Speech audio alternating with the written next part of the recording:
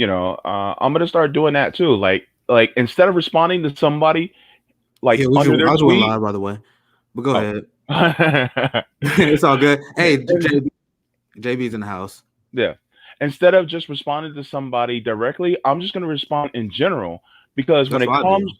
yeah, because when it comes to, people talking, against fighting for policies, it's just like what I told Anna Kasparian. Yeah, I responded to her. I was like, look, you know, you're demeaning us who are poor and, uh, we're lower middle class, and we're out here fighting. We're doing the things that you are supposed to be doing. You are supposed to be the ones that are holding people's feet to the fire, and you're not even doing it. And you got me, a dialysis patient. I'm basically almost dying out there. We actually had to stop in the middle of the road just so that I can catch my breath during the march. And I'm out there marching. It's like, what are you doing, Anna Kasparian? What are you doing, Emma Vigeland? You Because never see y'all them just, out there. yeah, they're just talking, and they're talking against it. And I'm like, wait, okay, if you feel that we're doing it wrong, do it yourself. Go out there, march. That was my response to all the people who say they're like, "Oh, you guys are not doing the march correctly. You guys are not organizing with professionals." I'm like, "Okay, you guys are open to help whenever you guys want to. Yeah. You guys are open to join us." But Mhm. they're the split and the difference on the left right now is very, Mhm. very simple. The Mhm. split we have on the left right now is the people who want us to fall in line with the politicians, not question them, Mhm. and the people who are getting mad at people who are putting pressure on the politicians. Yeah. But we're gonna dive into this conversation a little bit more. We have a great guest. So anyway, if you guys just now starting us, we just now getting live. We had my friend JB Font join us. Like we're gonna dive more into that topic later because that's a very interesting conversation. We have Kristin on. Thank you for joining us. How you doing, Kristin? Good to finally talk to Hi. you. Hi. I'm glad to be here. So, Kristen, I think I put my thing as KRJ. It's Kristen Yeah, I Richardson. was gonna ask you. Like, I was wondering, like, if you want to Yeah, go by KRJ, Christian. Make sure yeah. I have you correctly The, listed here. you know, But the, I'm, the notorious KRJ. Would you like that instead? Yeah, I do. I mean, my full name is a mouthful, right? So it's Kristen Richardson Jordan, but I usually go by KRJ or just Kristen. yeah. So All either right, way. cool. That's perfect. I'll put your Yeah, full name and title just so I can be respectful. But I guess we go by KRJ in this interview. I'm glad you joined us here at Fred Hampton Leftists because I'm looking at it is. um like your platform. I'm a policy based activist. Period. Like Love to if you hear don't it. have the policies I'm advocating for, if I feel like you're behind on the times in terms of fighting the forces of oppression, I'm not going to be interested. I'm going to be honest.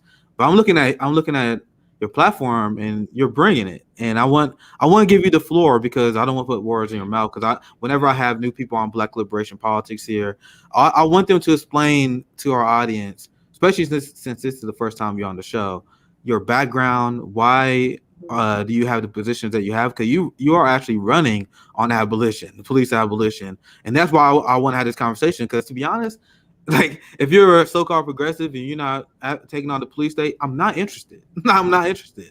So I want to get your background. I want to get your thought process. Why do you decide to run? Why are you taking the issue of police abolition head on? And just give us some background, Christian. Christian, the floor is Yeah. yours.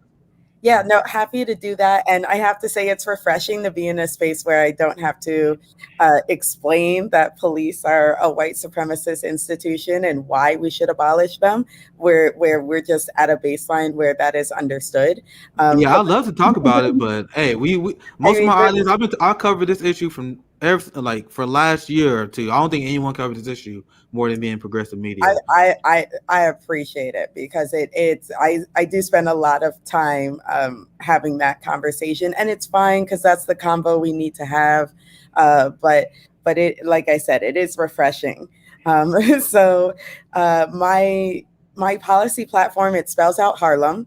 I'm third generation from Harlem, and I started this mission to disrupt the district with radical love. And what I meant by that was disrupting old systems of white supremacy, capitalism, and patriarchy, and replacing it with radical love, which I define as simply serve the people. It's this crazy idea that we serve people. Oh, you're on mute if you're trying to comment, Nick.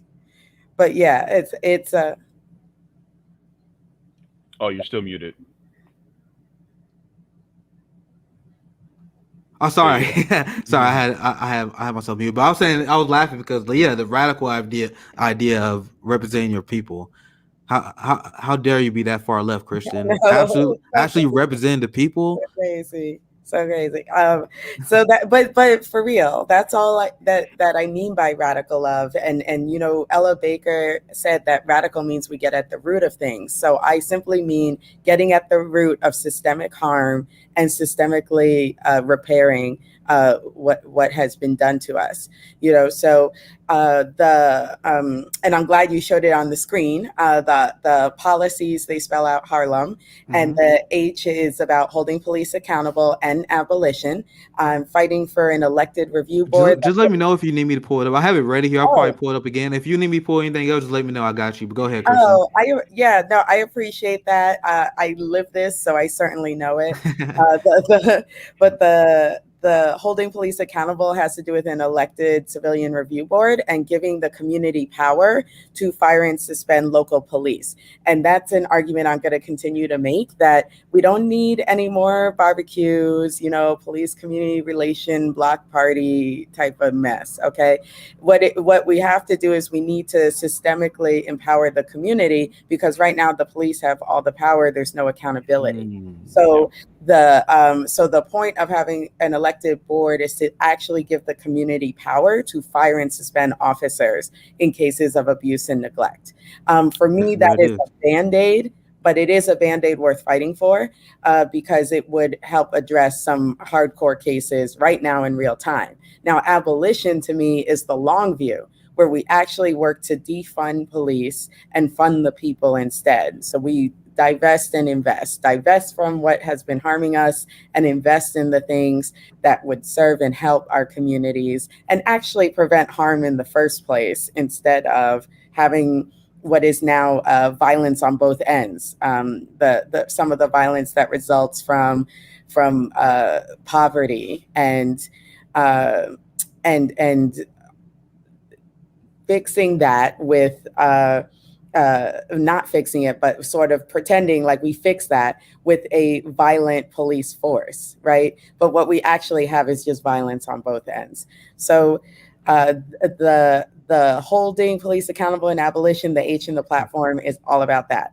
A is actually affordable housing. Housing is a human right. Housing the homeless in permanent housing, not just shelters, and universal rent stabilization.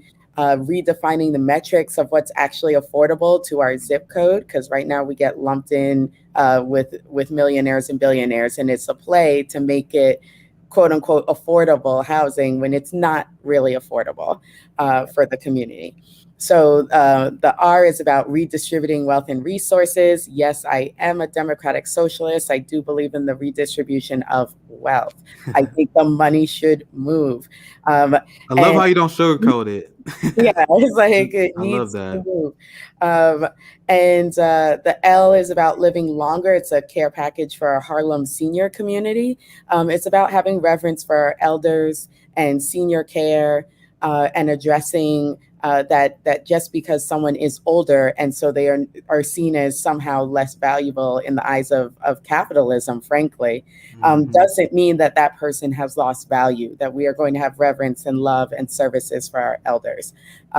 Also in that is general health care, and also gun control, because, you know, we would live longer if we didn't keep supporting all these gun lobbyists and things that are really exploiting our people. The E is about education for all and environmental justice.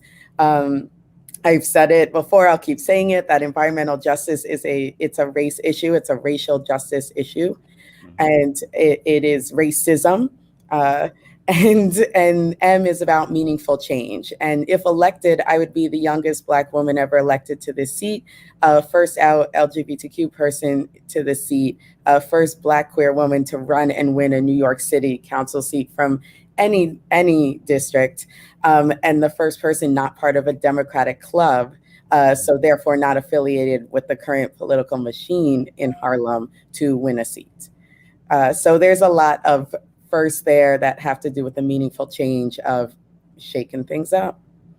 Yep, and your background, it shows exactly the position you are advocating for, because these are not what you will see from like the standard candidate who probably has a lot of success in your area, because you say you'd be the first and first and first and first. Right. And people underestimate how important that is. People always ask, why do we need African American queer women to be in running for office? Because once again, you provide a different perspective. And people provide different perspective if they're indigenous, if they are Latino. Like, all these perspectives matter in moving the Overton window. One thing in particular, and this is why we can start on a different level, and we can actually have a better discussion instead of starting from square one, where people are still blinded by propaganda, where they're like, oh, you want to take on the fascist police force? Is like, no, let's explain why. Because the position where I come from is advocates of giant police budgets. They're the deeply unserious people. These are the people I believe have explanation to do, because we've seen how your system works. We see your horrible reforms, your weak reforms. You even mentioned, I'm glad that you brought this up, the boards and accountability boards that actually have the power to fire police. And I covered this on my show before. They what Rochester did. And I always cover these weak liberal reforms they always implement, because I want to drive home that they don't work. And that is by design, because look, this is from Rochester. I'm going to share my screen so you guys can see. I covered this on my show before, but I'm going to pull this up because I think it's relevant to what you are discussing. It's definitely is, because to be clear, we do have boards here in New York right now. We have CCRB. It's just they don't have any power and they are appointees. So and people don't know that, because they hear people say, "Oh, we got police accountability boards," and like, okay, they solved the problem. No, like they always do this. This is how they always get around accountability. So I want to get your thoughts on this, Kristin, because I wanted to pull this up because I think it's really relevant to what you were saying. Because in Rochester, they put the police board and they pretend it was a big deal, but this board has literally no power to discipline the cops, because like, even if they find the officer did something wrong, it's just advisory. You see that? Yep. So there's literally nothing that makes, like, they can say, oh, the cop is guilty and murdering someone, or guilty of planting evidence, which there's a lot of police getting caught doing that. More evidence of that being a giant problem. But the board can say that, and the police like, oh no, we investigated ourselves, found ourselves did nothing wrong. That's a giant problem, isn't it? It definitely a giant problem. And like I was mentioning, we have that going on here in New York. When Officer Pantaleo choked Eric Garner to death on video, the CCRB in Staten Island voted to have that officer fired. It's the least we could do, since there was no indictment. The least we could do is fire the cop. And the board's recommendation was not it was not honored until after mass protests, until after a whole uproar from us in the city, really pushing to say, you need to fire this officer. So the point is that if that board actually had the power, he would have been fired, and it would have been done. And for every day that we hear about some of these major cases where there is police violence that leads to death, there are many, many, many, many cases that we don't hear about. And one of the things that we don't even get to barely touch is the level of police harassment, which is honestly just normalized because it just happens so frequently in the communities. But even that is something that should be challenged, should be brought to boards, and should be cases for firing. Well said. JB, do you have anything you want to add in? No, I think this is a really good conversation. One of the things that I also want to see a little bit more of is we were having a discussion yesterday with one of our Fred Hampton leftist co-hosts, Carrie. She was talking about ending qualified immunity.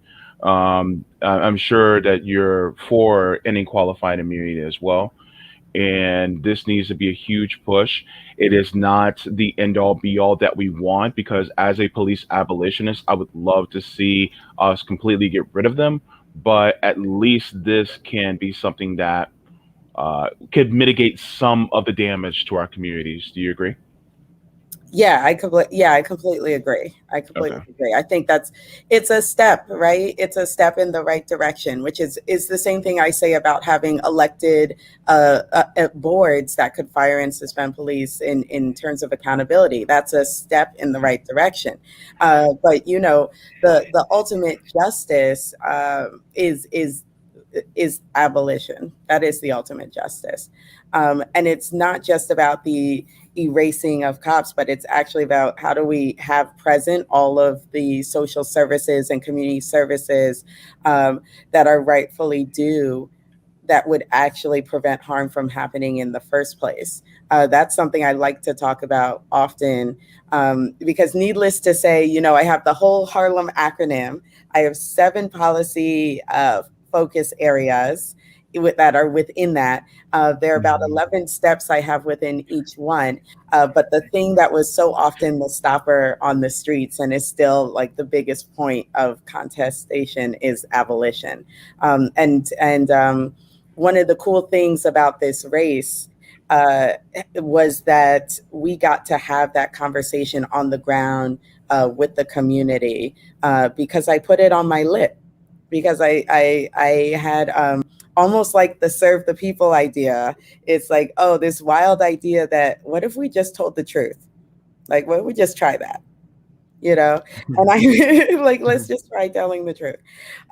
Because it was one of the early on combos that I had with my team, because a lot of people run for political office and they may even hold these views, but they won't share it. They won't put it out there because they're afraid they can't win if they have those views shared. So Yeah. Just one thing I want to bring out. I just want to thank Bobby Rasuli for the super sticker. Thank you very much for that.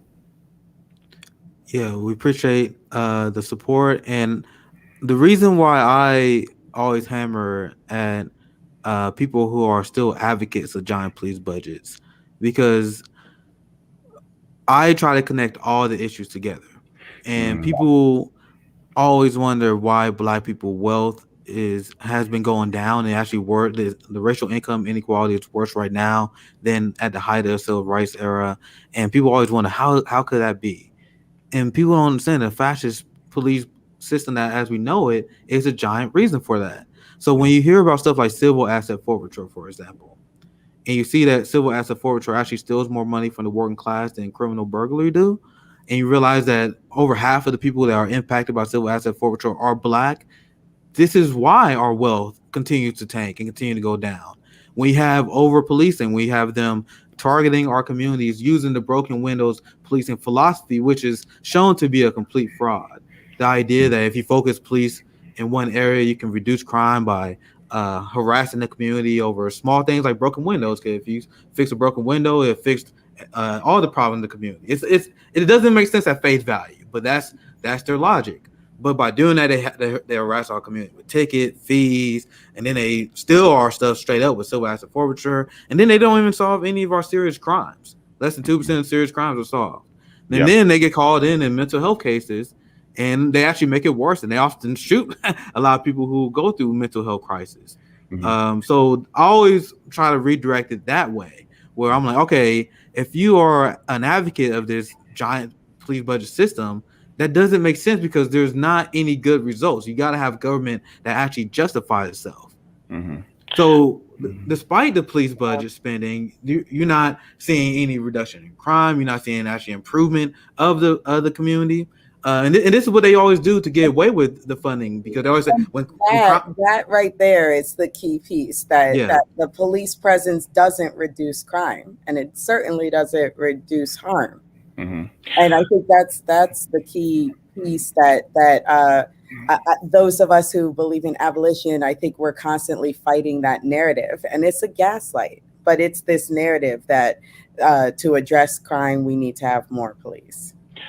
I just do have a question. So, and this is more, it's kind of a simplistic question. I think you already have the answer. So, but just for the sake of it being on the record, what is your synopsis of why we have the crimes that we have, and what solutions do you feel that could be implemented at the city level? Yeah, I love this question. So thank you for that, because it's where I like to go to when people start talking about safety, because the true way that we address safety is by having the social safety net, having social services. So a couple of things. First off, my background is as a teacher. I've been a teacher for over 10 years. So I firmly believe that investing in our education system, and not blindly investing, but investing in teachers who have a history and a stake in the community that they are teaching in, teachers who reflect that community, teaching curriculum that actually includes Black history and heritage and culture and fights for Black liberation, and political awareness, and teaching mental and emotional health in a way that destigmatizes it, and also encourages us to work on our interpersonal skill sets, right? So when you're talking about someone, when you're talking about murder, and you're talking about someone shooting someone else, the point at which someone has shot this other person, we have already skipped so many opportunities. We have skipped so many points along the way for intervention.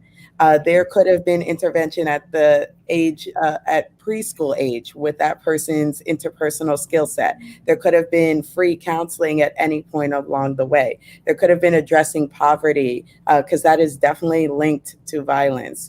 Having housing as a human right, having resources in community.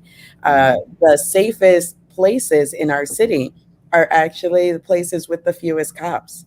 What they have is a lot of schools. They have a lot of money. They have a lot of services. They have a lot of arts and community programs. They have a lot of internships. They have a lot of jobs. They don't have a lot of cops. Yeah. So in terms of safety and what we can do, that's what I advocate for in our communities like Harlem, Central Harlem, my home, and other Black and brown spaces where we see that we don't have those resources, and the budget hasn't been allocated to us. And let's be clear, there is definitely economic discrepancy where, okay, our communities are more in need because of, say, the ills of capitalism, which, we'll get into that in a second. But there's also literally budget racism in terms of where the city budget is going and if it is serving our communities. So sanitation was cut by 26 million, and the sanitation pullback was in, we've experienced that and seen that here in Central Harlem. Now, people may not think that much of it, but when we actually get less trash pickups, it contributes to the rodent problem in the streets. It contributes to a mental and emotional health. It contributes to our kids in terms of them walking around and feeling a certain way about themselves and feeling like they don't matter. And it just contributes to all kinds of other factors that are crime related. Even if we don't want to directly link those, they are in fact linked. So that's a really long-winded answer to your question, but basically I'm going to advocate for prevention and putting the money into prevention. And I'm going to use my funds, because you do get discretionary funds as a city council member. So I'm going to use my discretionary funds to fund preventative measures that really serve and help the community. Now, a lot of times these discretionary funds go to nonprofits that are already well-financed with private donors. And the reason why a lot of politicians do that is because it helps get their name out there. So if they do it to this nonprofit, then they can have more visibility, their name gets more places. What I'm interested in doing, which is very different, is I'm interested in looking at who is already doing a lot with very little resources. So not the big guys. The people, the brother on the corner who's doing just free basketball, with some of the youth on the corner because he sees that the young men need some engagement. The sister chat circle that a woman just started up because she was a survivor of domestic violence and she wanted to reach out to other survivors. I'm looking at what people are already doing with very little, almost no resources, financing from their own pockets. And I'm going to, part of the redistribution, the R in my Harlem, is to give those resources to those people and see what happens when we actually finance those who have been doing work at a very grassroots organizer level. Mm-hmm. Hey, Nick, after you give your comments, can we get to some of the questions in the chat too? I actually wanted to ask. Yeah, we got a lot of good questions here. I actually was gonna pivot to one of them, but once again, I love how you connect all the issues together. I love how you mention, like, whenever you have like a rap build up and you have them not taking care of the Black community, that can lead to mental trauma, even among the younger people, thinking like, why is our community not being taken care of? And it gives them a lower sense of self-value. That can have tremendous long-term negative effects on the community as a whole. I love the question, JB. I love the answer there because I love how you connect everything. That's what we want to do here. I want to ask this question from Giovanni here. We've been doing a lot of discussion on reparations on the channel, and the question for Giovanni is reparations a part of your campaign for Black communities? If so, what will be your approach to that? Yeah, I absolutely believe in reparations. One of the firm so a few things with that. I believe in reparations for slavery for those who are descendants of slaves. So I absolutely believe in the core of what we talk about with reparations. I also believe in reparations for incidents of really racist governmental injustice. For example, in my district, money was stolen from us here in Central Harlem, and I do use that word, stolen, to help build a development called Hudson Yards downtown. Now, the money that should have gone to residents in Central Harlem actually went to this development, and it has to do with zoning and us being in Manhattan. So we often get short end of the stick with a bunch of things. So that needs to be repaired. That money needs to be returned. So the city needs to compensate Central Harlem for what has been stolen from our space. Now, I think the battle for reparations, I mean, I hate to say it, but I do think it's going to be a long, hard one. Because this company is white supremacist and country. Well, the country is pretty like much a company. It's a Freudian slip there, like they are white supremacists and capitalists, and so the idea of redistributing wealth specifically to Black people and descendants of slaves it really fights at the core of what this nation, has been building in the beginning, and I think that's exactly why we should do it. That's exactly why there should be reparations. So, on the city level, in the immediate term, on the city level, I believe it's something I can advocate for, things like the construction of Hudson Yards, returning those funds directly to Harlem, looking at examples where my community, and there are plenty, my community has been stolen from financially. And then I do see it as my fiscal responsibility to say, hey, you need to return the money to Harlem. Stop taking the money from Harlem. Our big picture, I do believe in reparations and will keep speaking to it. I do think it's going to be, like I said, a long-term national battle, but I do believe in it. Yeah. There was an interesting follow-up question by Gary. This kind of goes in line with the reparations. He says, do reparations serve a purpose if the American fascist is waiting with bated breath to claw back any gains? What are your thoughts on that? Oh, just keep it on screen. I was gonna say I'm looking at it again. So, do they serve a purpose if the American fascist is waiting? I can add some more clarification because I think I know what they're referring to here. Yeah. Because when we advocate for reparations, we gotta be very strategic in our approach of advocating for Black prosperity.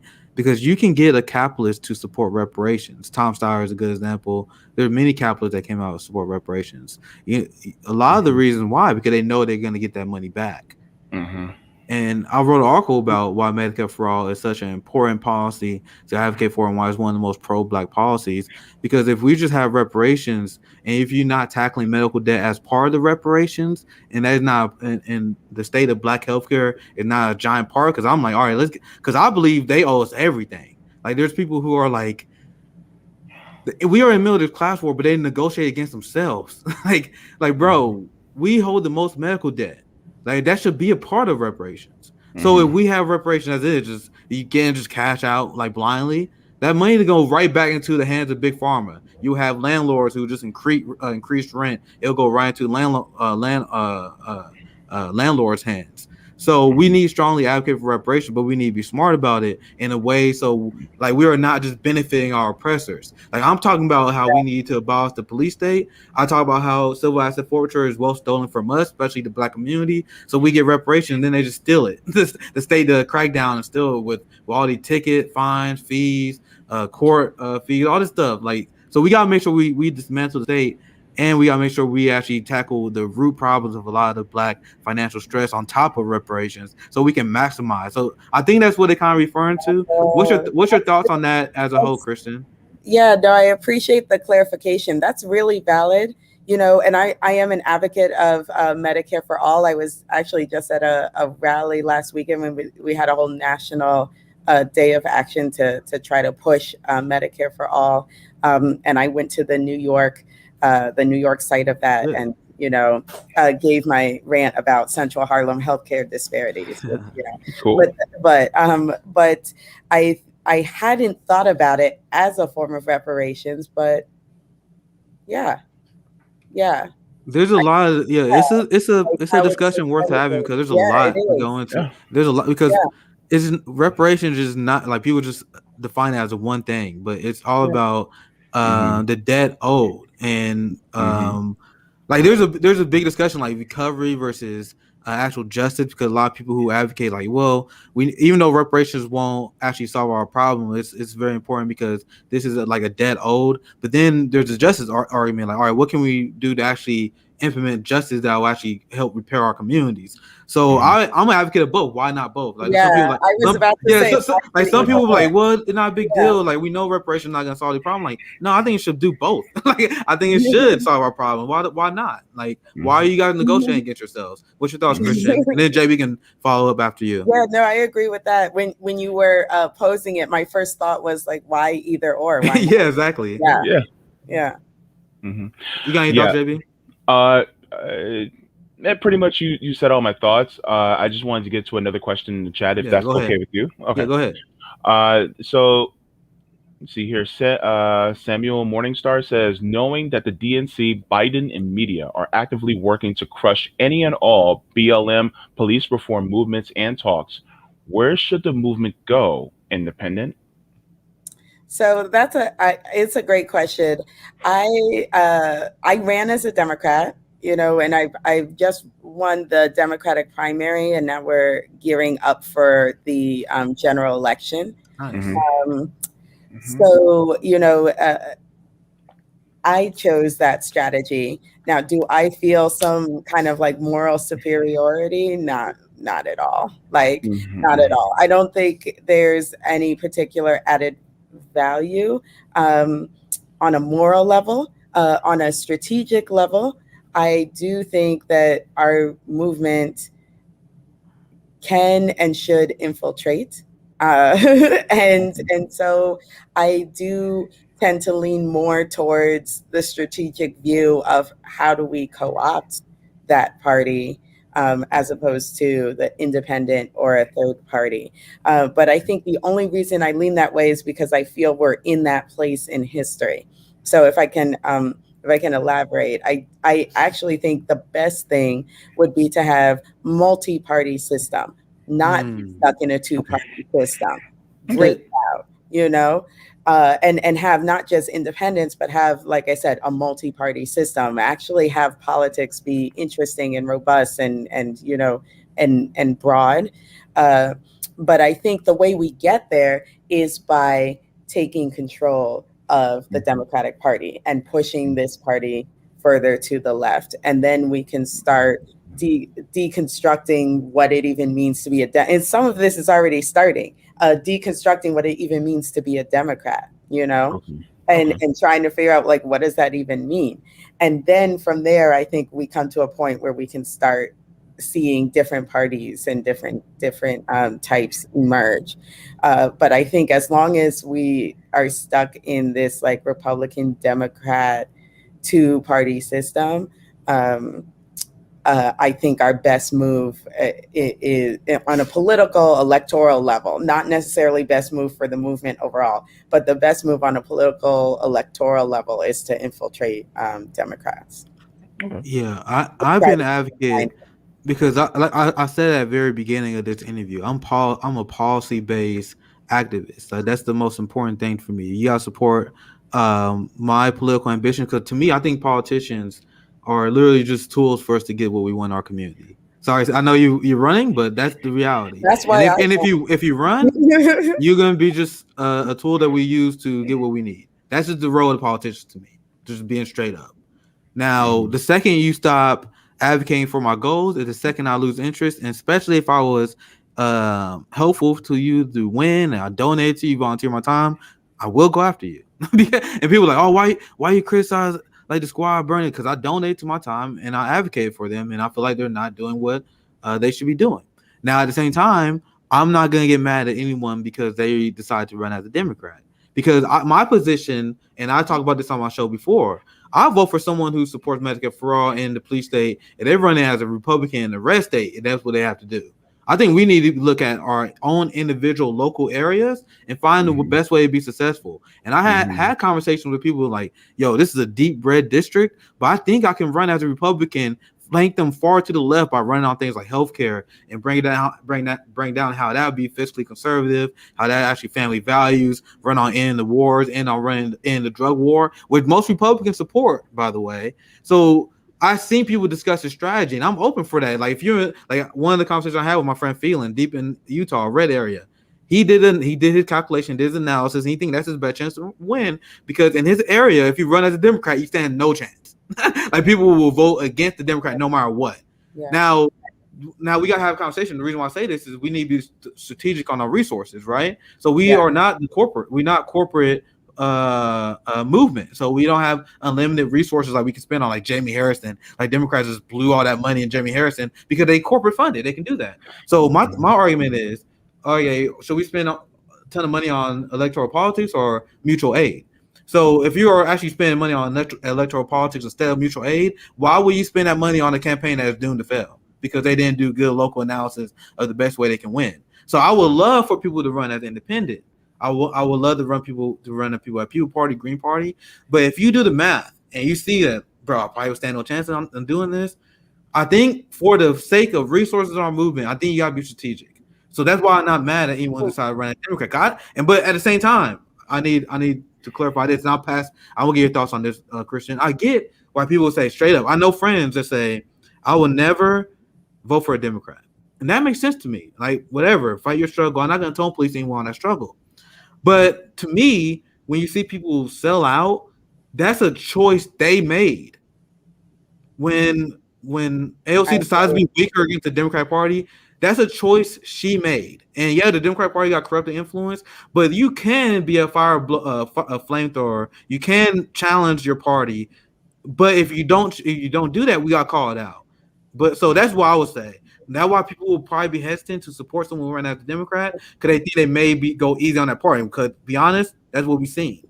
So I just want to get your thoughts on why I kind of broke down, Kristen. Like, do you see why people are a little bit hesitant of supporting Democrat? Because that's kind of what my position is. What's your thoughts on that whole debate? So Well, I definitely see why people are hesitant to support the Democrats. And I think at a national level, like a higher level and national level, it's almost indistinguishable, especially once you get to like the really big dogs. It's almost indistinguishable which is which. With the only big change, I would say, being in more recent years because of Trump and him like so clearly defining Republicans as white supremacists. But both parties have white supremacy. See, that's why it's important, because the fear a lot of people have is they fear that if you're just a Democrat and you run as a Democrat, you're not going to be willing to call it out as it is. Because I'm gonna give you an example. I'm not gonna ask you to bash anyone, but it's like the example I give. AOC tweeted about Trump bombing Syria, but then when Biden bombed Syria, she didn't say anything. See, this is the kind of this kind of partisanship, I mean, that drives me crazy. Like, I hate that. Well, so I just hope that if you decide to run the Democrat, that's something that you don't do. Like, that's the kind of stuff that people are frustrated by. Mm-hmm. Well, I think there's little chance of that because I am who I am. But yeah, exactly. Exactly. Like, that's why I say like selling out to Democrats is a choice. Like, and I agree that it's a choice, and I think it has to do with who the electeds are. I do think at the local level, it's easier to actually do things for the movement and for your community. Because you're local, so you really get to actually implement on a localized level what happens, right? So we have $500,000 on the table for various initiatives. I get to distribute that. I get to work with the community. You get to see very tangibly, where is that money going? Is the money going where my mouth is, or is the money going to some of these like corporate nonprofits and people who already have, development money and all this stuff? Or is the money going to organizers and activists on the ground? And that, to me, is what we should be doing with political leadership. So it shouldn't be that separate from mutual aid. It should actually be mutual aid. I like it should that. Be mutual aid. I like that. Yeah. Exactly. So I'm gonna get JB thoughts in here soon. I know we probably gonna. I know you got about 45 minutes, so I want to get your last thoughts here soon. But I just want to add this. I actually see the validity of the argument of the inside-outside game. Mm-hmm. The argument being that you have an inside game and you have an outside game, and they work in tandem together. And I see validity in that argument. The problem is we don't see a lot of people on the inside working with the outside game. Like you said, you was at the Medicare for All demonstration. Unfortunately, Cori Bush was the only one who was there. She didn't really boost it that much either. There were a lot of people who chose not to be a part of that. That's not the inside-outside game. Like, the whole point is you have the inside game that work with the outside game. So that's the problem. So like, once again, that's why I said selling out is a choice. I'm not mad at people who say I'm not gonna donate to a Democrat, vote for Democrat, because once again, it's about resource management. Like, if you're going to use that resource to donate to mutual aid, I don't see anything wrong with that, honestly. Like, that's the choices that people have to make, and the politicians themselves, they're the one who will motivate someone to want to donate to a campaign and support a campaign. So it's, once again, I do put on the individual. I don't like putting it too much on labels in the party. So that's just where I stand. And but we do have to be strategic, right? Yeah. The point is to have the inside outside, which is honestly is part of why I ran, because I never saw myself as a politician. In fact, my background until pretty recently was the exact opposite. It was basically, politicians are just generally sellouts, and I'm not interested, and I'll just do the organizing from the streets. And that was really my view on the whole thing.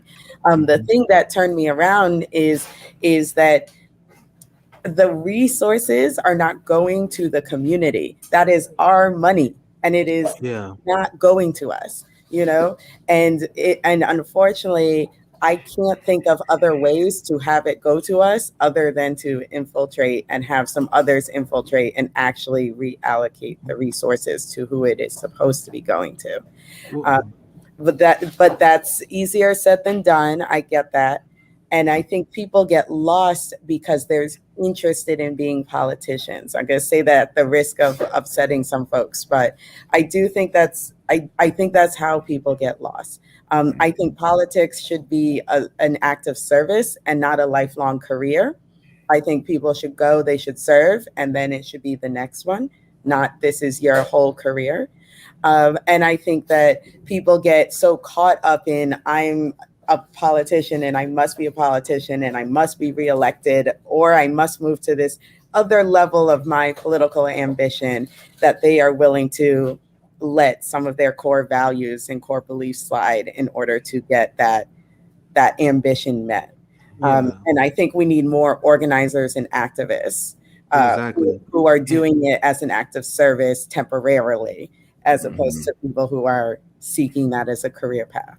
Yeah, my biggest thing is the inside game that work with outside game, and the reason why I'm interested in having this conversation because I look at your platform and I love the platform. I love you challenging these issues that a lot of people on the inside game are not. Yeah, so that will get people alarmed, and if you are running as a politician, you must be ready for people to jump on you if you back away from these things. And I'm not accusing you of that. I'm just saying we've seen it. Like we've seen it, and that's why people are hesitant. So that's not me.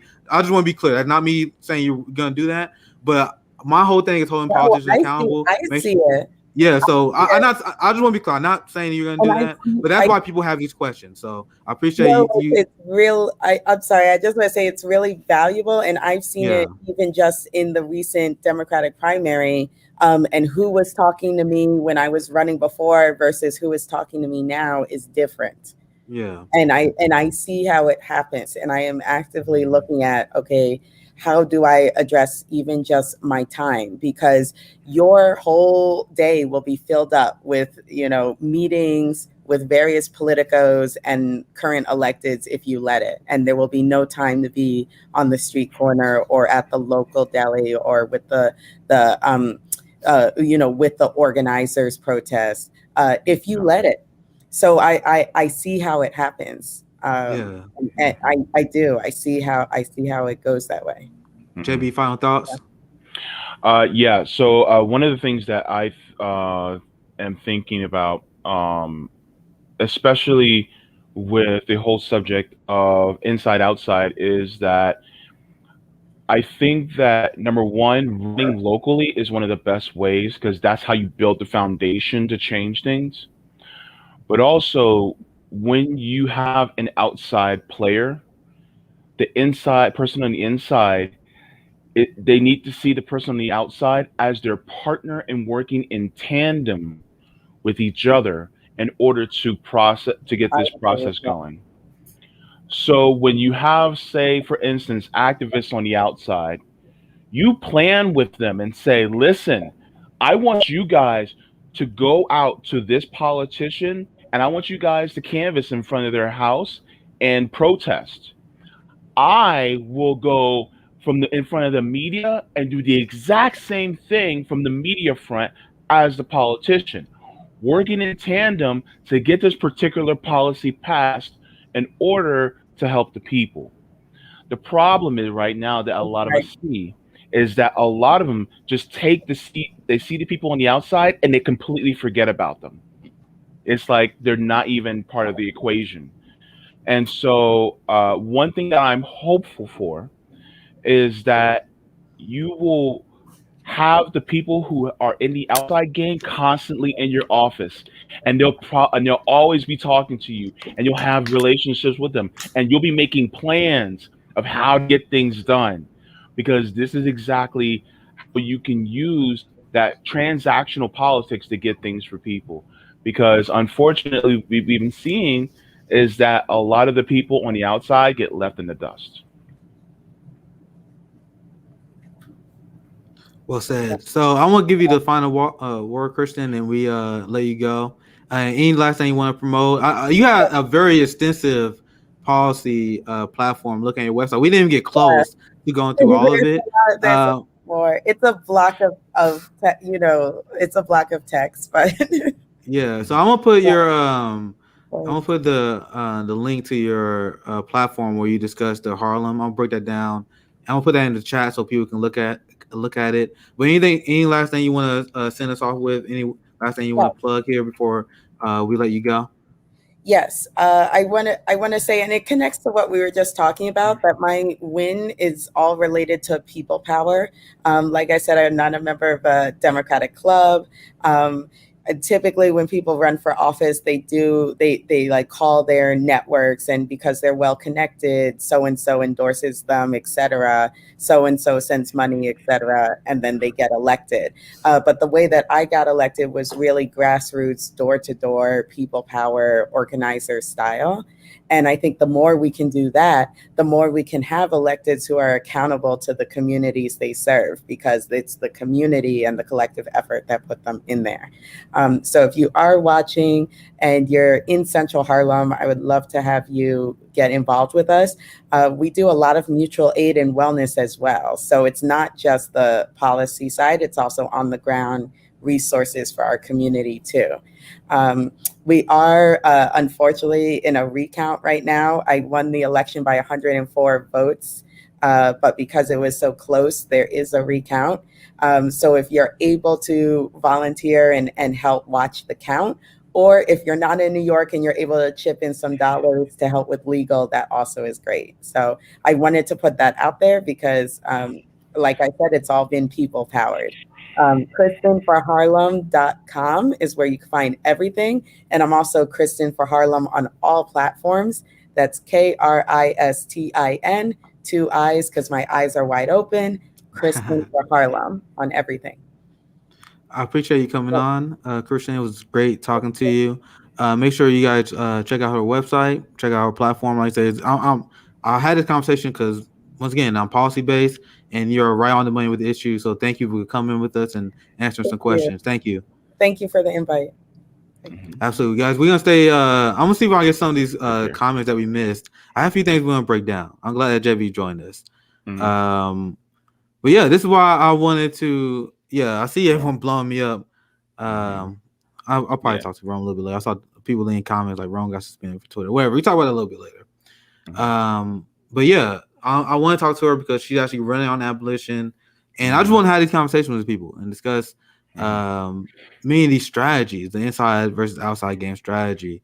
And there are a lot of disagreements on the left about this, and there are a lot of things I always want to work through on this, because I know people. I got friends that straight up like, bro, we want to support a Democrat no matter what. But I think you gotta look at the person, see what they're advocating for, what they're fighting for, weigh cost analysis from there. What you thought, JB? Yeah, you know what? I see in the chat there's a lot of people who are saying that mixing in the Democratic Party just isn't going to work. I kind of lean in that direction. I'm gonna be honest with you.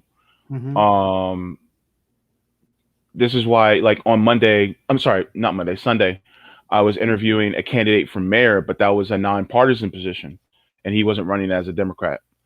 And so it's kind of like there's some people who I like them and they're running again, and I'm just like, yeah, but like for instance, you have Donna Imam in Texas, but it's just like, but the Democrats, and it's like, but do you really have a path forward in any other one? And it's kind of like I kind of treat it on a case by case basis, kind of, you know. That's how I feel. Like it's all about, my main thing is resource management. Yeah. Because now, as I got more educated, as I went farther to the left, I realized like the Democratic Party, especially on the it's just no hope. Like they drag people to the right. So should we donate to politicians who rather have like not coordinate with outside game? They ban us during the Medicare for All marches. Like, is that where you want money to go, or to mutual aid? Now, Kristin, she was there. She was there at the Medicare for All marches. But we gotta make sure, and that's why we asked those questions, that like, because LC and all these people, they talked a big game when we was helping them get elected. But I was trying to be careful because I don't want to accuse her or anyone. But I was letting you know, like, yo, if your platform is good, but I promise you, if you don't do it, I'm gonna be on you. Yeah, that's how I kind of feel with Nina. Well, we have to throw caution to the wind, right? I mean, we have to let her know, but like, listen, we hear what you're saying, but we want to see what you do. And that's the point that we, and this is how at the Medicare for All march, I was the only one that spoke that was not running at the Medicare for All March in Orlando. And I put all those politicians on notice. I was like, listen, if you guys are running, then this is how it is.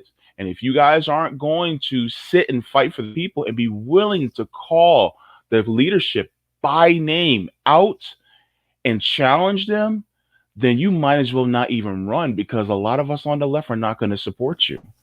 And so even locally, we have to, especially if you're running as a Democrat, we have to be that driving force behind you.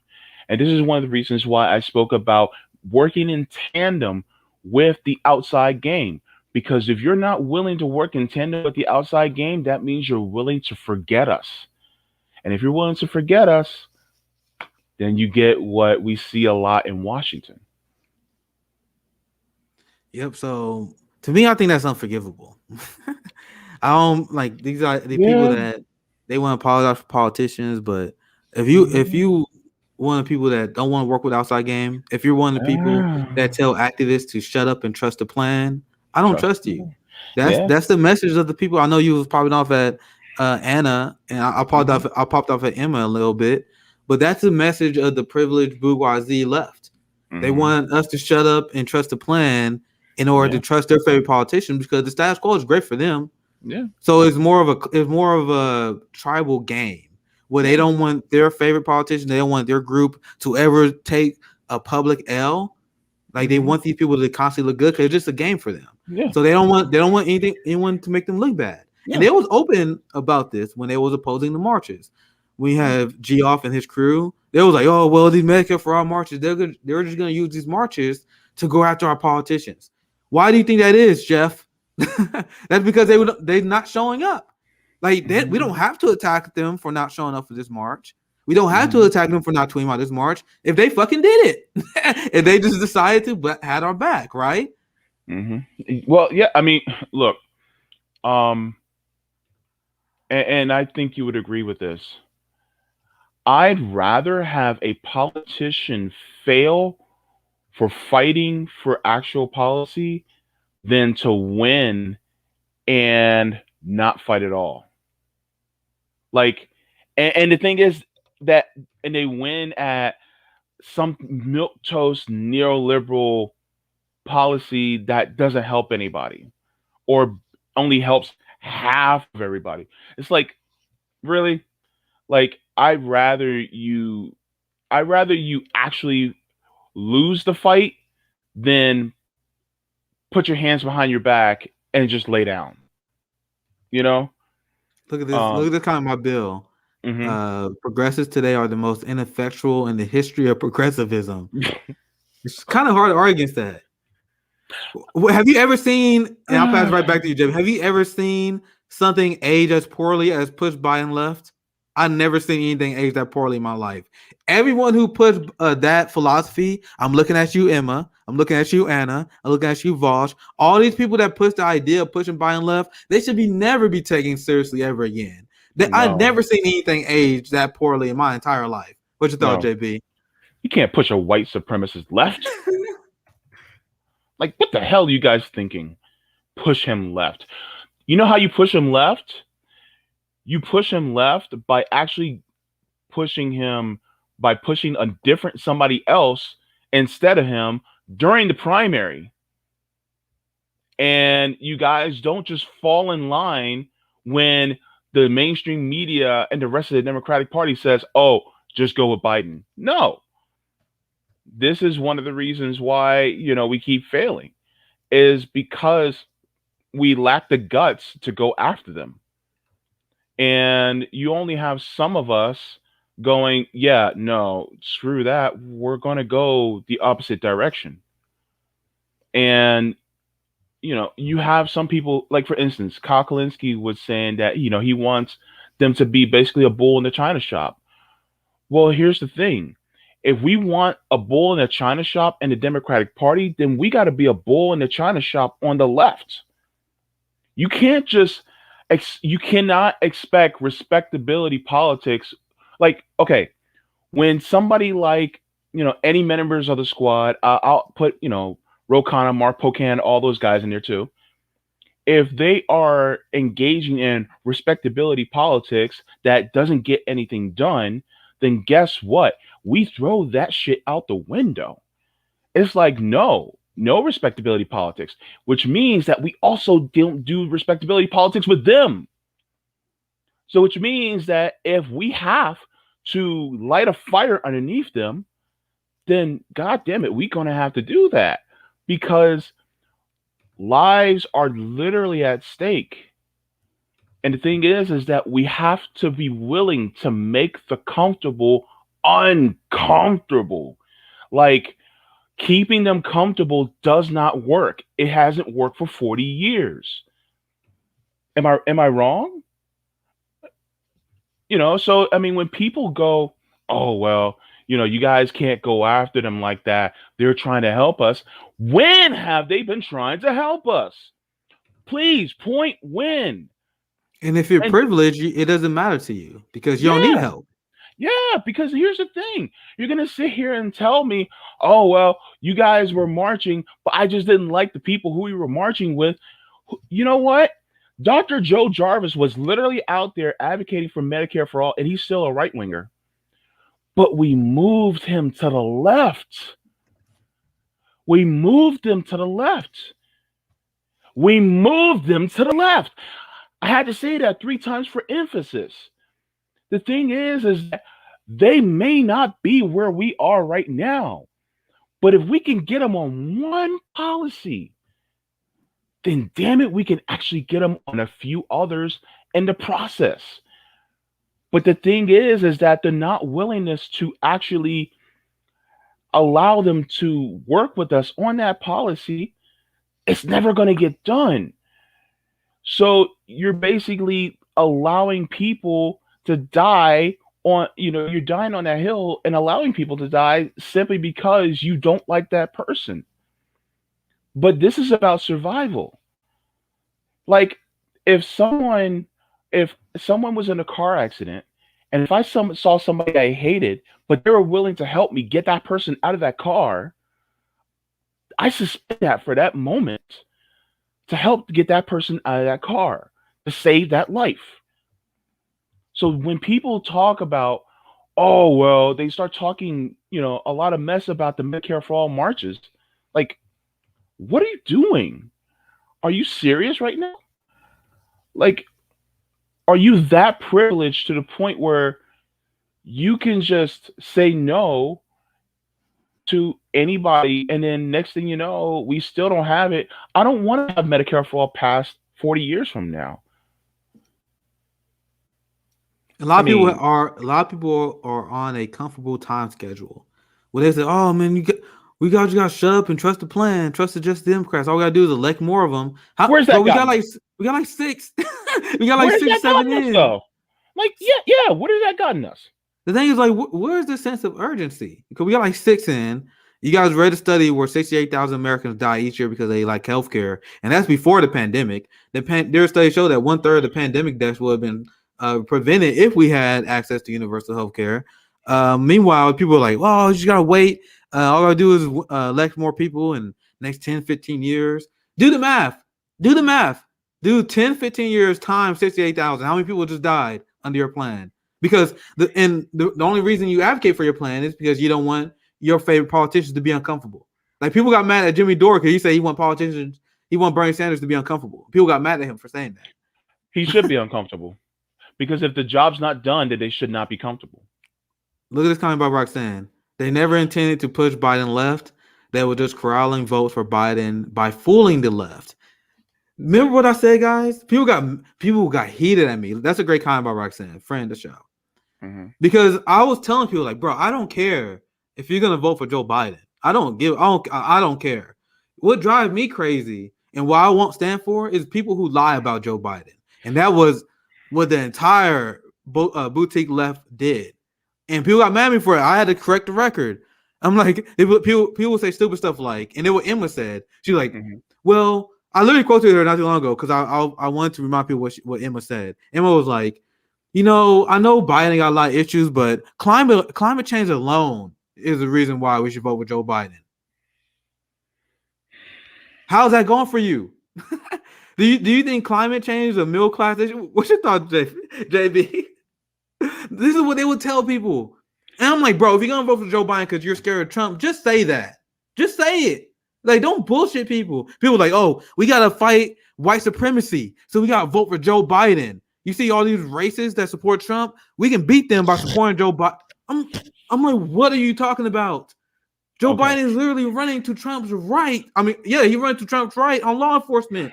And then what happened? He got in office and he funded law enforcement more. Like, wait. So I'm like, bro, just tell me the truth. Just tell me you got Trump derangement syndrome. Go ahead, JB. Go off. Oh, Nick. Okay, so first of all, we are January, February, March, April, May, June, July. We're 6 months into the Biden presidency. And you of all people... Give me 1 second. I'll be right back. Okay. Just rant real quick. Okay. All right. I can do that. Nick and many of all people already know that Joe Biden is already still repeating a lot of the same policies that Donald Trump did. Now, looking at that, you can no longer say that it was a lesser of two evils argument. The evil was the same. The evil was the same. And so for people to sit here and go, but Trump, guess what? Same thing. Now, it's like, well, one person is going to be slightly better than the other. Here's the problem. We haven't seen it yet. We haven't seen that better. Now, a lot of people will be like, well, you just haven't been looking. Guess what? I have been looking. I'm in this space. I have been looking. I haven't seen it yet.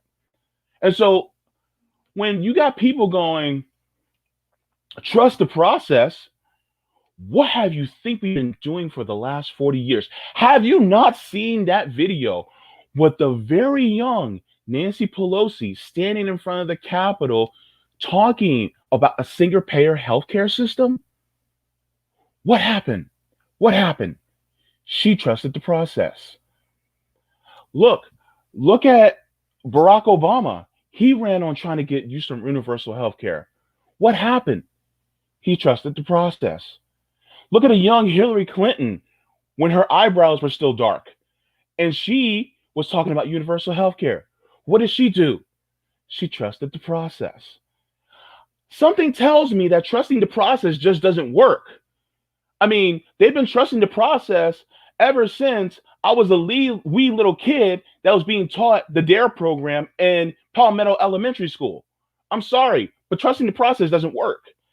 And so you have people who are looking down their proverbial noses from their ivory YouTube towers saying, oh, you guys are marching with that drivel? Better to not have Medicare for all than to march with these people. What? Wait, are you kidding me? Like, what the hell are you talking about?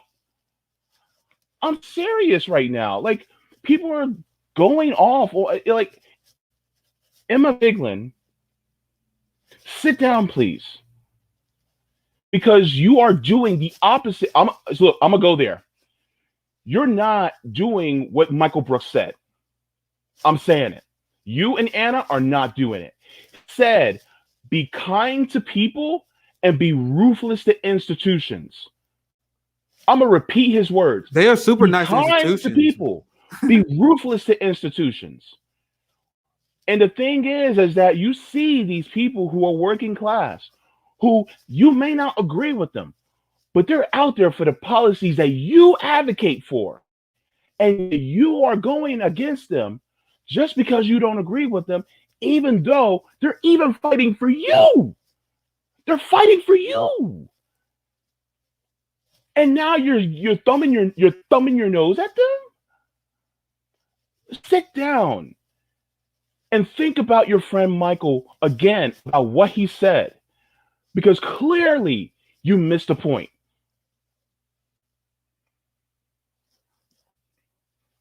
I remember someone said, it was on point. It was like Emma Vigeland, Anna, TYT. They were the white martyrs that we was warned about. And that while I told a lot of these white privileged Western leftists I've been warning people about. I warned people about these people a while, long time ago. Like, bro, the Western left is weak. They're pissing me off. They're anti-solidarity. And now people are starting to realize, now they see people like speaking up against the Medicare for All marches. Every single activist that want to push politicians, they are losing their mind. And now people are like, oh, I know what you're talking about. See? I think ahead of the game, guys. Like, there's some people that be stuck behind. Yeah, look at what's going on. There's a class war going on, and it's going on the left as well. Like, when you see these privileged people, when you see that people on TRT that make $100,000 plus a year, and they get mad at activists for going after AOC, that's a instrument of the class war. But Nick, look, bro, you know what the sad part is? They have so much potential. These are brilliant people. Those two are brilliant. And the thing is that they are drifting. And I'm not necessarily attacking their character, but the thing is, you're allowing yourself to be drifted away from the actual leftist policy that we need to get implemented. And the thing is that this isn't an attack. This is really a plea. Like, listen, you guys got to get back on the ground. Get back out there with the rest of us. Because, look, you're now attacking people who are we were there on the ground. Where were you? And that's the thing. You see that they have so much potential for doing so much better, and that's what makes me sad. I'm not angry. They have a platform that they can do something better, but they have money. Thousands of followers, way bigger platform than us. You know, it's like, come on. You two are brilliant. You guys can do so much better. They said brilliant, a little generous. We're nice. Like, we're nice. We still can be nice and still make our point. Yeah. Because I think we still got a pretty powerful point, right? Yeah, of course. I think we got a powerful point. We want more people in our ranks. I don't want we're socialists. We don't want competition. We want collaboration and cooperation. That's what we're about. If you're down with competition, you're not part of the team. We want cooperation. We want to be able to connect with you, to be able to make this stuff happen. And I have nothing else to say, man, on that one. I don't. I'm sorry. So I have a story. I think that's a good. I think we said what we had to say. Yeah, I had to cover. I want to cover this story here real quick, because apparently this was breaking today. Daniel Hale, we talked about him before. Yeah. I had a conversation with Jordan Cheriton from Status Quo. They did a great rally with Susan Sarandon. She spoke on his behalf. He exposed the inhumanity of the U.S. drone program. And people wonder why I'm extremely radicalized. We have people who are truth tellers, and we have people who are whistleblowers who are hit with the harshest penalties under the law. Meanwhile, you have war criminals that are celebrated and who they go on Ellen and they do a dance routine. Right? Like that. I bombed too many people. I bomb a lot of Iraqis. Ow, that's basically what it is. You know, that's the difference between the liberal wine moms and the conservatives. They can always get together and come to agreement that they want to bomb Iran. That's one thing they can always come to agreement on. Yeah. And the fact that they can come together and suppress freedom of speech, because they're all for that. And don't let the conservatives trick you. Conservatives are just throwing a personal bitch fit because they are getting pulled from social media, but they're not for free speech. Ask them how they feel about BDS. No. What? I'd rather talk about Daniel Hale and Julian Assange than cry about Trump. Fuck Trump. Yeah. Fuck him. Because Yeah. he went after Julian Assange. He Yeah. was not a friend of freedom of speech. He was going after whistleblowers. So fuck him. This is your game you playing. I think I can still be consistent on this. I am standing for free speech. And we have a movement on the left that is moving backwards, because even Bernie Sanders, who I have a lot of criticism of, even he was like, I don't support Twitter and Facebook banning Donald Trump because that's a bad precedent. Meanwhile, on shitlib Twitter, which a lot of people that call themselves leftists, they love that part of Twitter, right? They love that part. They were celebrating Trump getting pulled. They celebrate censorship as a whole. They're like, oh yeah, we think this person should be censored because we don't like him. Don't worry, it won't come back to bite us, JB. It definitely won't. Boy, were they wrong.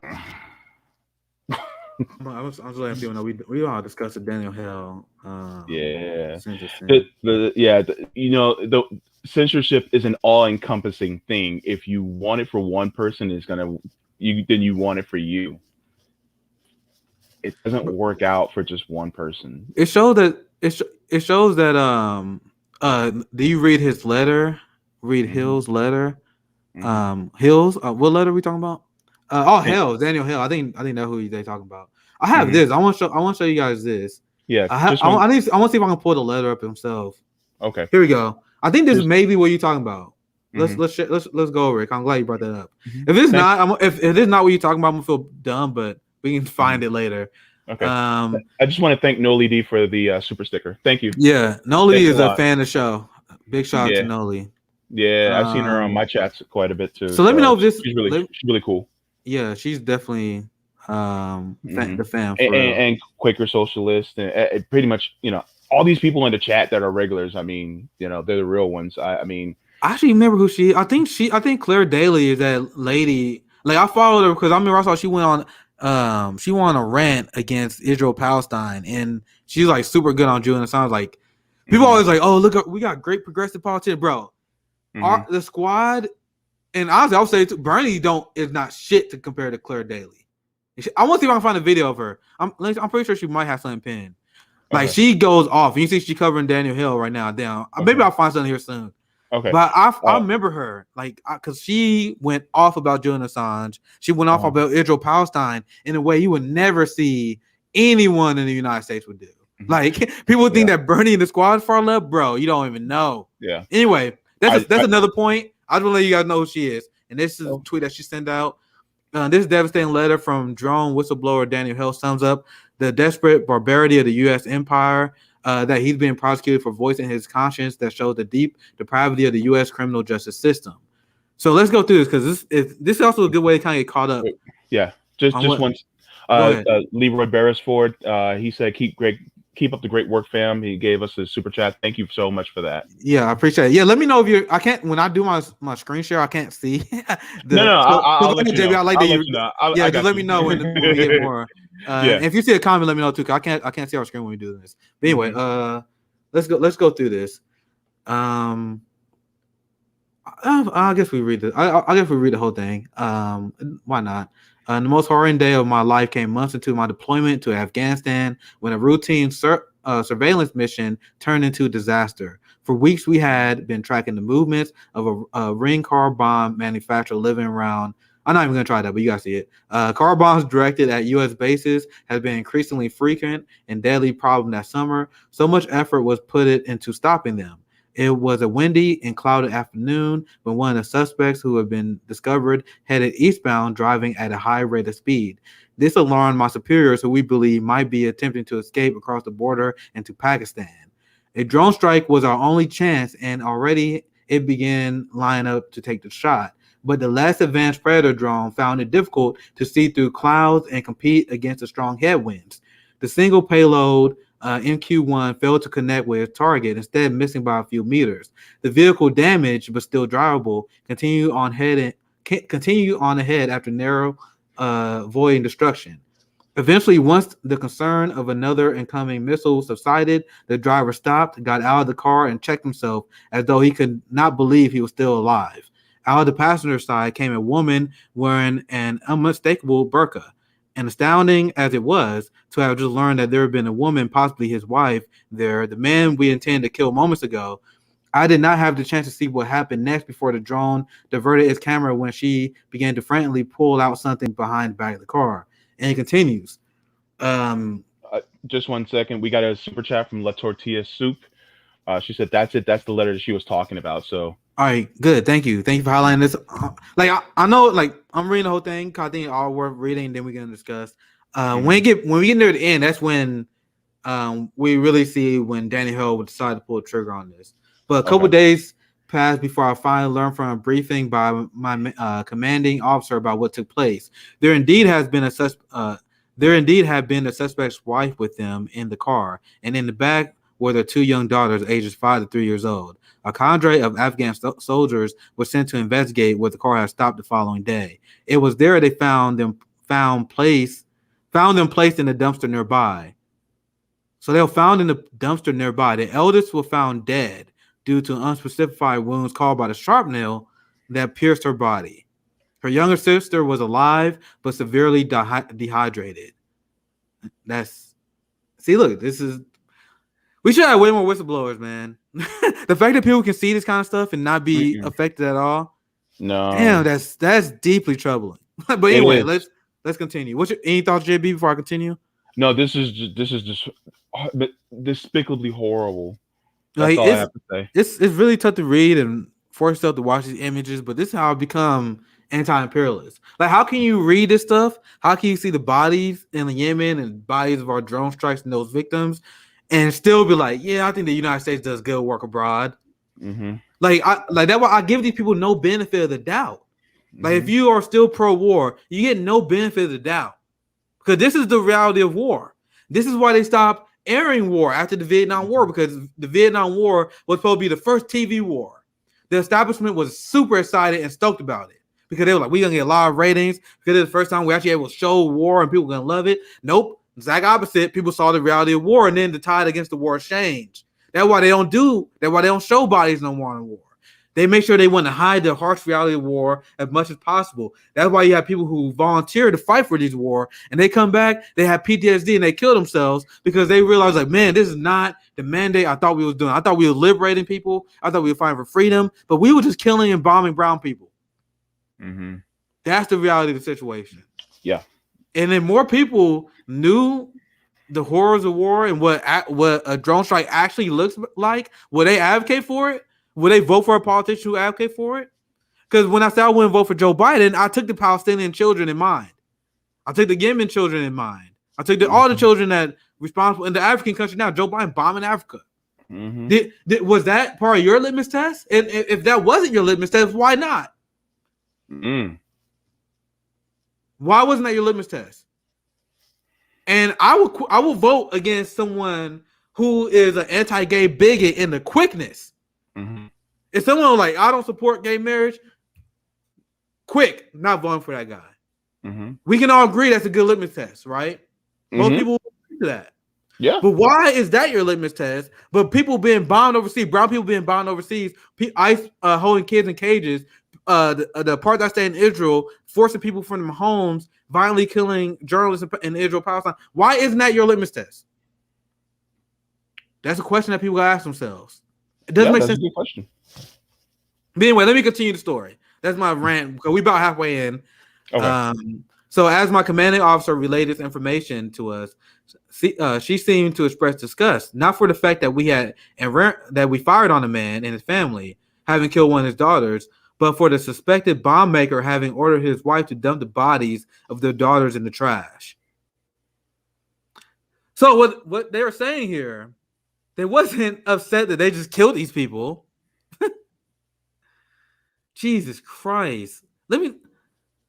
So the commanding officer relayed this information to, I'm gonna make sure I got this right, because this seems fucked up, right? My commanding officer relayed this information to us. She seemed to express disgust, not for the fact that we fired on a man and his family, having killed one of his daughters, but for the suspected bomb maker having ordered his wife to dump the bodies of their daughter in the trash so that the two of them can more quickly escape across the border. You know what they're saying there? I just want to make sure I'm clear on this. So it seemed like they were mad that these people may be able to cross the border instead of the fact that they just killed someone, right? Am I reading that right? It's unfortunately, yeah, you're reading that right. Yeah, I just want to make sure. I just want to make sure because I want to make sure I understand. But I think this part right here says it all. The fact that the commanding officer wasn't upset that they just killed someone and his daughter. I just want to make sure I'm reading that right. Chat, let me know because I think that's my interpretation of that. They seemed like they was mad because they stripped these people of humanity so much. They was like, okay, this dude just probably dumped his daughter in the trash can because he's more worried about fleeing across the border, right? Mm-hmm. Yeah. So they was like, oh, this guy clearly not upset because they're barbarians. And when I was talking to Dr. Kareem Batesh, he explains the white supremacy of U.S. imperialism. And a part of that white supremacy is dehumanizing what they call the enemy. So it's like if you bomb in other countries, they deserve it because they were barbarians. So what they're saying here is this person is a barbarian because he would just throw their family into a dumpster and keep going on to Pakistan. Mm-hmm. Am I right there? I'm asking the chat. Hopefully I interpreted that right. But anyway, this is what Daniel Hale said. I remember that time, and I asked myself, how can I possibly continue to believe that I am a good person, deserving of my life and right to pursue happiness? I skipped one line. Now, whenever I encounter an individual who thinks that drone warfare is justified and keep Americans safe, then he said, I remember that time, right? Okay, just to make sure I read that right. Mm-hmm. So this is the last one here. I think this is the part where he kind of lays into his whistleblowing decision. Your Honor, the truest of truism that I've come to understand about the nature of war is that war is trauma. I believe that any person either called upon or coerced to participate in war against a fellow man, they promise to be exposed to some form of trauma. That's what we kind of just highlighted just now with the people who, like, there were people that really think there was keeping the United States safe, and then they got out there and like, oh, bro, we just pretty much just killing people. We pretty much just committing genocide. Mm-hmm. But anyway, let's continue. In that way, no soldier blessed to have returned home from war does so uninjured. Mm-hmm. I like that. The crux of PTSD is that it is a moral conundrum that inflicts invisible wounds on the psyche of a person, made to burden the weight of the experience after surviving a traumatic event. How PTSD manifests depends on the circumstances of the event. So how is the drone operator process this? So I think he's talking about, like, because it makes sense that if you're a drone operator and you see these people getting bombed, you're gonna have PTSD yourself. Like, you would think that, right? Anyway, the victorious rifleman, unquestionably remorseful, at least keep his honor intact by having faced off against his enemy on the battlefield. The determined fighter pilot had the luxury of not having to witness the gruesome aftermath. But what possibly could I have done to cope with the undeniable cruelties that I participated? I'll butcher that. Anyway, I'll just move on. Yeah, my conscience, once held at bay, came roaring back to life. At first, I tried to ignore it, wishing instead that someone better placed than I should come along to take this cup from me. But this too was a folly, left to decide whether to act. I could do that which I ought to do before God and my own conscience. The answer came to me that to stop the cycle of violence, I ought to sacrifice my own life and not that of another person. Wow. To stop the cycle of violence, I ought to sacrifice my own life and not that of another person. Wow. That's the philosophy of a hero, ladies and gentlemen. Yes, it is. And people ask me, like, how can you not fall for the lesser of two evils? This is the whole concept of the lesser of two evils is the opposite of that. This is why I hate the lesser of two evils. Because that's you coming to the calculation that this evil that you want to support, it won't harm you and your community. But the harm done against the Black community, the harm done against the Palestinians, the harm done against the immigrants, not that big of a deal. I explained this before. This is why I don't buy the concept of lesser of two evils. Because I explained before how no one has done more damage to the Black community than Joe Biden in the last 40 years. So if I was to say he's the lesser of two evil, that's me saying that the crimes done against my own people is not that big of a deal. So if you're a white person and you're yelling at Black leftists like many yelled at me for refusing to vote for Joe Biden, that's you saying, okay, Donald Trump makes me uncomfortable, so I'm not willing to make things get harder on me. I'm willing to shift that pain to someone else. There is no lesser two evils. You're just shifting the pain. Mm-hmm. The people getting bombed. The people getting bombed in Africa. The people getting bombed in Africa right now. They supposed to be okay that it's done under the guise of lesser two evils. Mm-hmm. Am I right? Yeah. That's the letter. Hopefully, you guys found it very educational. Mm-hmm. But this is the last thing I want to share while we covering this story. Look at this. This shows how ridiculous our system is. So he was sentenced to actually 45 months. That's the reality. But look at the people who get pardoned. Trump pardoned former soldier who was convicted of murdering an Iraqi prisoner. Yeah. And Trump did this a lot. Mm-hmm. Obama, like these people always pardon these war criminals. Yep. Like Trump pardoned a person who was a serial killer in Iraq and admitted that he went to kill Afghans and killed countless innocent Afghans and citizens. Mm-hmm. So you have war criminals who are pardoned by our government, pardoned by our state. But meanwhile, the people who tell the truth, the whistleblowers, they're the one who gets sent to prison. What does that say about our state? What you thought, JB? There's no honor, there's no compassion, there's no empathy. And so to those who have honor, compassion, and empathy, like Daniel Hale, they must be protected at all costs. We have to protect them.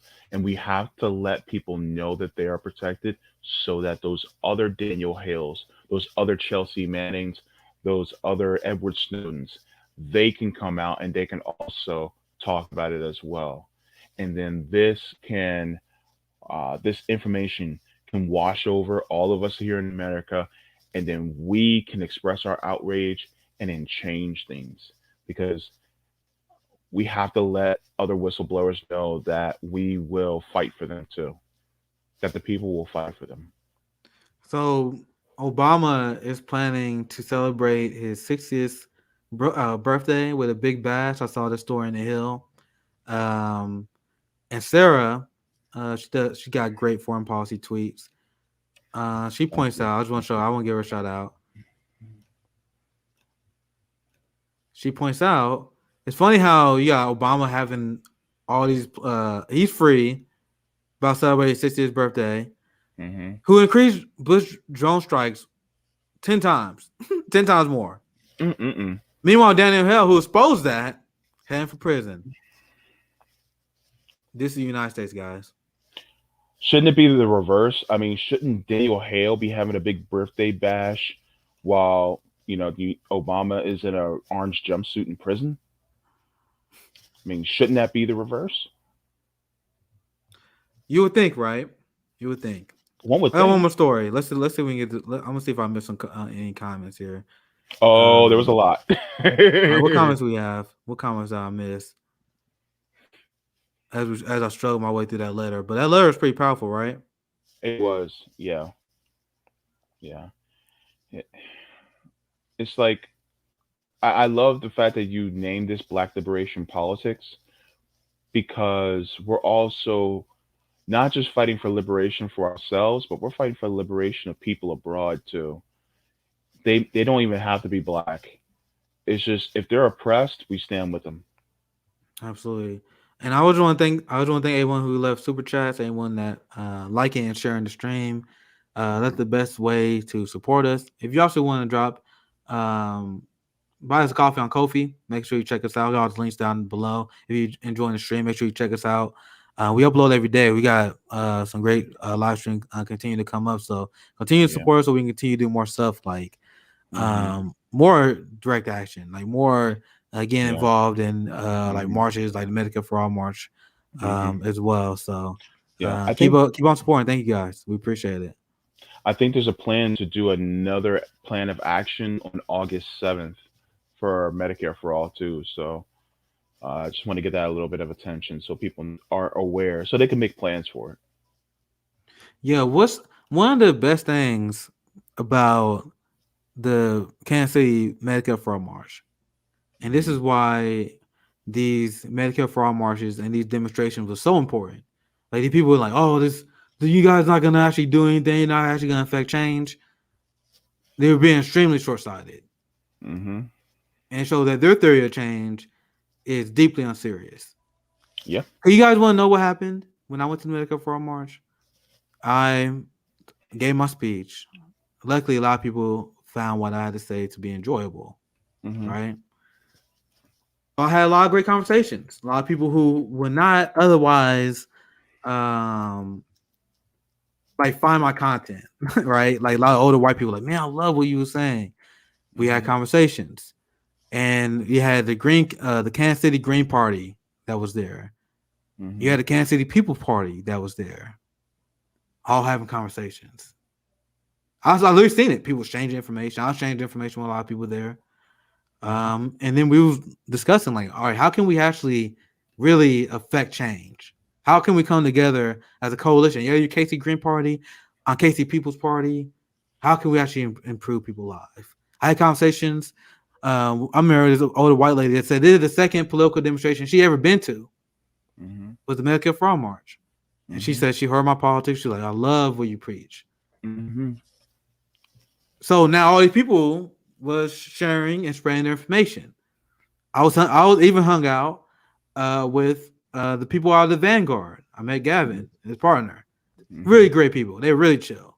Really great to talk to. And then we had a conversation with the KC People Party, KC Green Party. All right, let's all come together. Let's talk to people in KC tenants. Let's come together, work with them. And this was one city. We're planning right now to do a lot more local events now because of that. We all met together. We had great conversations. Now, we had marches in 50 different cities. Imagine how many connections was made.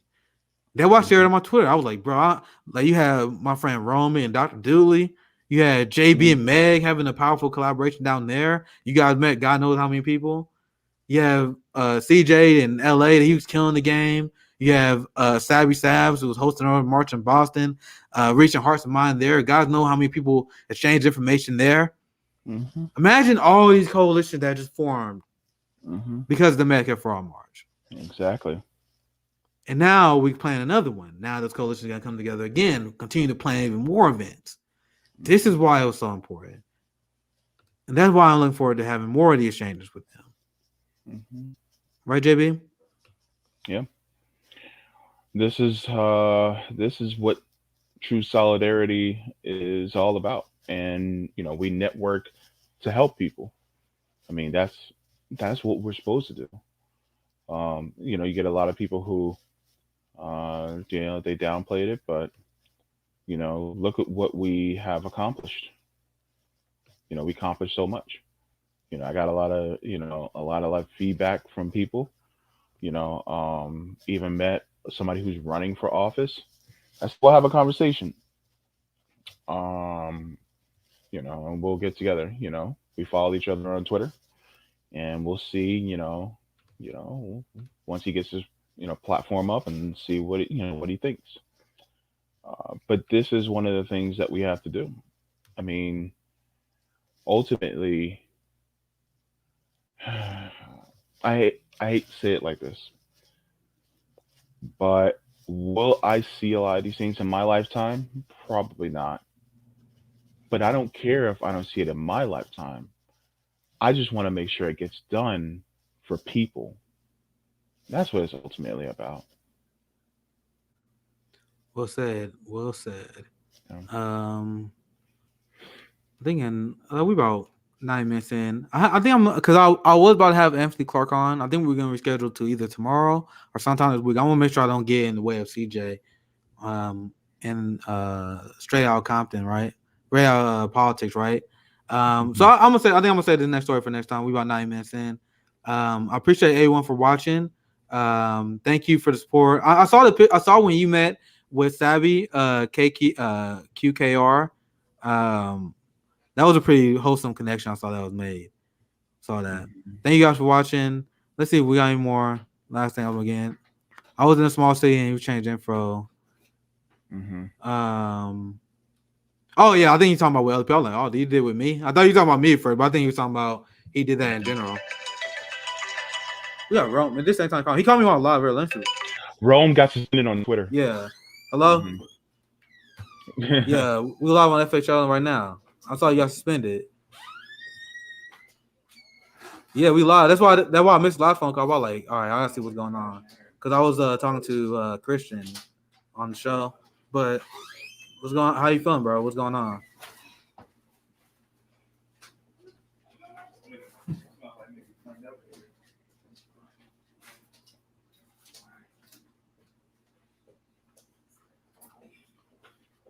Mhm. All right, so that's a lot. That's a lot. But we gotta talk about that a little bit later. Anyway, show solidarity with Rome. They took down his count once again. But anyway, we're about to wrap up anyway. I'll talk to you a little. I'll talk to you in a bit, Rome. I'm live right now though. Mhm. All right, peace on me. Mhm. Anyway, that was Rome. Once again, this is what happened when you speak truth to power. Because he's talking about he's being doxxed. I mean, this is what they do. So we got to show solidarity with him, right? On that. There's a lot of like all this stuff been happening while I was live. Like all like people, I'm literally seeing people like blow my phone up. Like, what's going on with bro? I don't know. I've been preparing for my show today. So that was wrong right there. Hopefully we get anything figured out, but he worried about getting doxxed and all that stuff. So once again, stand solidarity with your comrades. So any other question, anything else you want to address, JB? No, just all the outpouring for love for Rome because and I hope he's watching. If you're watching Rome, we stand with you, and yeah, we gotta just keep fighting, and you got my number, call me. Yeah, but thank you for everyone for watching. We have everything down. Go to for Hampton Leftists to support us. Give us just a little coffee on Ko-fi as well. That's another way to show support. Without you guys' support, none of this would be possible. Thank you guys for watching. This is Nick, Social Cinema. Sign out. Thank you guys. Mm-hmm.